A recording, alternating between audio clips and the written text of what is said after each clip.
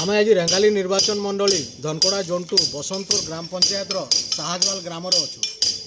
आपण मैंने जानिथिबे माननीय मुख्यमंत्री श्रीयुक्त नवीन पट्टनायक निर्देश रे आमर 5T अध्यक्ष VK पांडियन सार आम अंचल को गस्त करथिले एवं जनसाधारण ठारू समस्या गुड़िक नहीं से समस्या गुड़िक 7 दिन भितर ता समाधान होता एवं आम ओडिशा नवीन ओडिशा माध्यम रे जगन्नाथ संस्कृतिर पुनरुद्धार रक्षणाबेक्षण निमंते माननीय मुख्यमंत्री श्रीयुक्त नवीन पट्टनायक महोदय अनुदान राशि घोषणा करते एवं यही अनुदान राशि घोषण आम साहजवाल ग्रामर सर्वपुरातन जगन्नाथ मंदिर रक्षणाबेक्षण निमंते 10 लाख टंकार अनुदान राशि आसे एवं एथिरे ग्रामवासी अत्यंत खुशी अच्छा।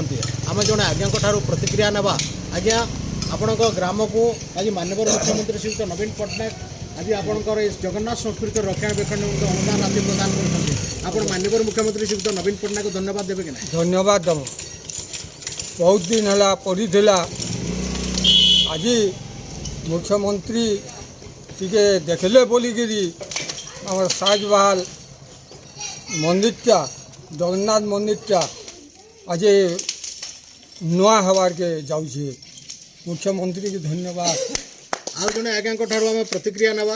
आज्ञा आप माननीय मुख्यमंत्री श्रीयुक्त नवीन पट्टनायक को धन्यवाद देवे कि ना? धन्यवाद। ये तुम्हारे कहर मोर टिके नहीं है।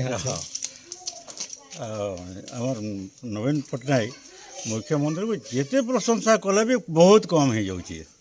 आहरी प्रशंसा कले भी सर आम कर नहीं मुझे प्रकाश भी करना हुए विशेष धन्यवाद।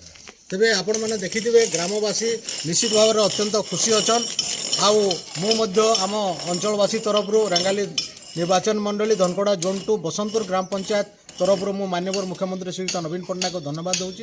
अशेष अशेष धन्यवाद।